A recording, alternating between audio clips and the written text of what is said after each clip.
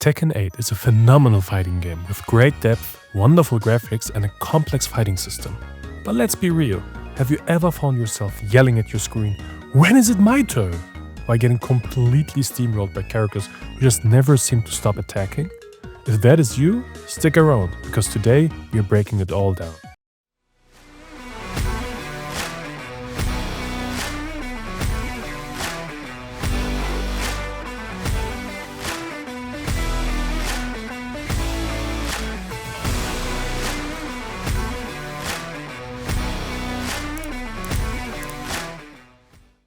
Alright, let's talk about something that happens to every Tekken player, new or experienced. You're up against characters like Jin, Hwoarang or Leroy, and it feels like they've got you locked down forever. No matter what you do, they're in your face, pressing buttons, and you're just standing there like a punching bag. It's not just you. Tekken 8 introduces a new aggression system and the heat mechanics that makes the game feel faster than ever. And some characters, they thrive in this chaos. The problem here isn't just character knowledge or bad defense. It's recognizing the point where you can actually take your turn and interrupt the opponent's strings. And guess what? Some characters are designed to make that as unclear as possible. Characters like these excel at mixing you up and making it seem like the turn never ends. But don't worry, because there is a way to fight back. One of the most common interrupt button is the crouch jab. It is a high crushing I-10 special low which leaves you -5 on block and +6 on hit. So if you crouch jab your opponent during his string, he will get your turn back.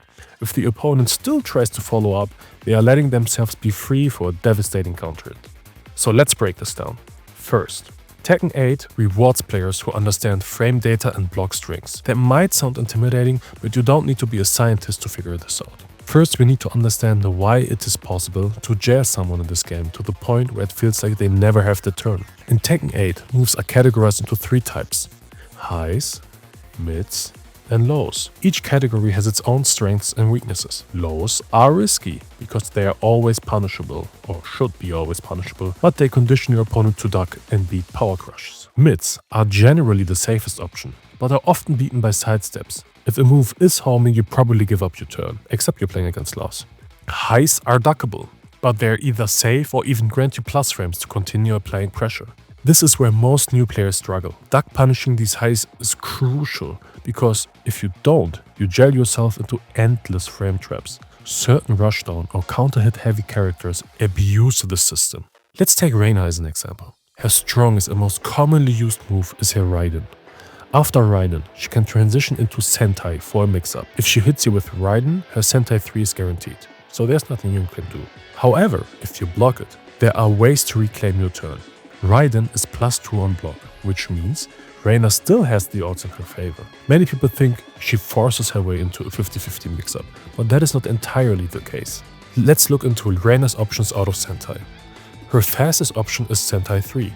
It is an I-12 homing heat engager, but its only weakness is that it's a high, so you can duck it. If you just try to jab it, you'll lose the trade heavily, but there's another option you can use to interrupt everything she can throw at you. A simple ducking jab, or as the community likes to call it, a dick jab. It is a 10-frame jab performed from a crouch. It doesn't deal significant damage, but it leaves you with +5 on hit, meaning you can take your turn back. Every move out of Sentai isn't fast enough to beat this option, since the fastest move is a high and the ducking jab high crushes it. The only option Reina has is Sentai 4, which is a good option, but can be floated out if you're anticipated.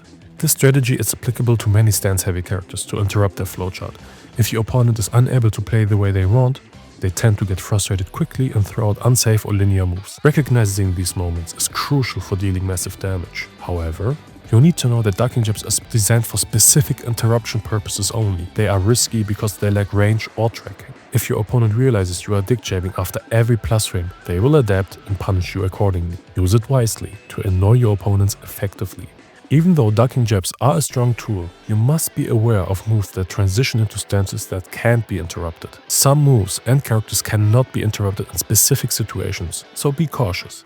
Nevertheless, There is always counterplay to every move in the game. You will often find yourself in 50-50 mix-up situations because Tekken 8 emphasizes aggressive mix-up tools and pressure. Finding the exact moment to stop this pressure and the mix-up train is the key to winning in this game. Knowing the frame data of every move is challenging, even for professional players. Nobody expects you to memorize everything about Tekken while simultaneously reading your opponent. If your opponent tries to overwhelm you with strength and pressure, there is a method to steal the turn and flip the disadvantage into your advantage.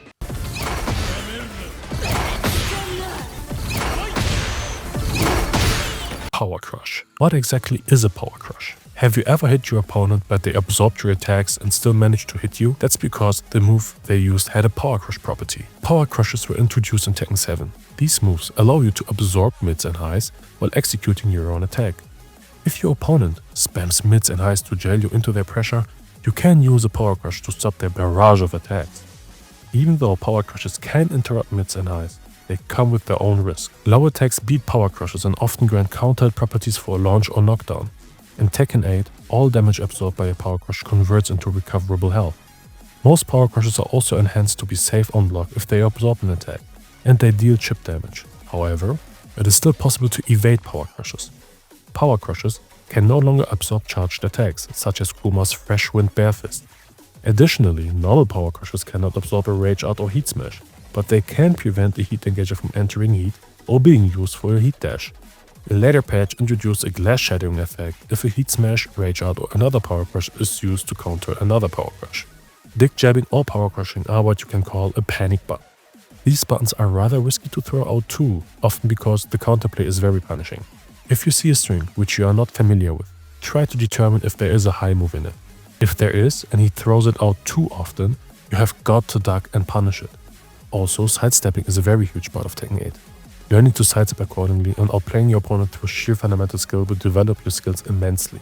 If you found this video helpful, smash that like button, subscribe for more Tekken tips and let me know in the comments what character makes you yell, "When is it my turn?"